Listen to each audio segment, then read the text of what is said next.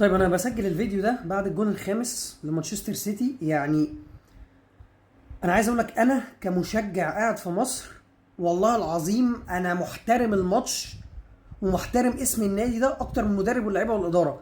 يا راجل ده انا قاعد في الليفنج روم بتاعت بيتنا وبتفرج على الماتش لوحدي في الشقه لوحدي لابس التيشيرت بتاع اليوفي. يعني انا مدي احترام للموقف ومدي احترام للماتش اكتر والله العظيم من اللعيبه والاداره والمدرب. لان لو انت بنادي كبير زي اليوفنتوس وكلعيبه او مدرب او اداره العقليه وصلت بيك ان اصل انا كده او كده متاهل، اصل ما فرقتش تاني من اول، اصل انا عندي لعيبه عايز اريحها، اصل في انذارات، اصل ما ده كده تهريج. ده كده تهريج لما تنزل تشيل سكور وتلعب فريق كبير زي السيتي وشايفهم ان هم مش مريحين غير لعيب او اتنين، وانت يبقى بالنسبه لك الموضوع عادي، انزل اشيل ما اشيلش مش مشكله، انا اصلا مش فارق معايا باول ولا تاني المجموعه. ده فريق هيلعب على بطولات، ده فريق ما عندوش طموح اساسا يتصدر مجموعته، ده فريق مش عايز يتصدر مجموعته، ده فريق مش فارق معاه انه يشيل 5 و6 7 تجوان لو ضمن التأهل. دي شخصية فريق هتاخد بطولة ازاي؟ هعيدها لك تاني، انت ما عندكش طموح تتصدر مجموعتك اصلا، هيبقى عندك طموح تكسب بطولة؟ دي ناس مش عارفة تاريخ اليوفنتوس.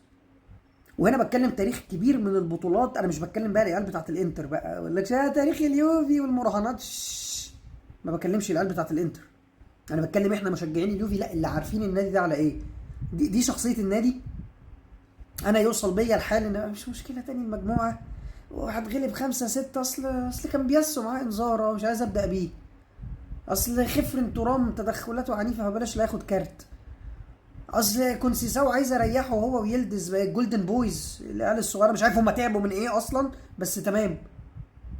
والله العظيم عيب، يعني والله العظيم عيب. اهو في جون اهو دخل اهو، جبنا اهو فلاهوفيتش جاب الجون الثاني بقت 5-2. يعني والله انا صعبان عليا بقى الجمهور اللي هناك. انا بقول لك انا يعني انا متضايق ان انا قمت ولبست التيشيرت وبتاع واديت للموضوع قيمته، فصعبان عليا الجمهور بقى اللي سافر وتلاقي لعيبه واداره ومدرب. وتاني لو انت مشجع لليوفي هتقول لي ايه المشكله الضجه دي، احنا متاهلين، انت ليه بتتعامل ان انت خارج من البطوله؟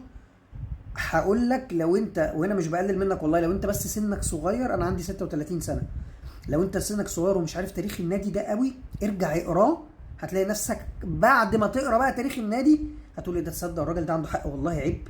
يعني ايه اقول مش فارق معاه اول من تاني المجموعه مش مشكله يخش فيها 5-6 ما انا متاهل؟ والله العظيم انت هتزعل.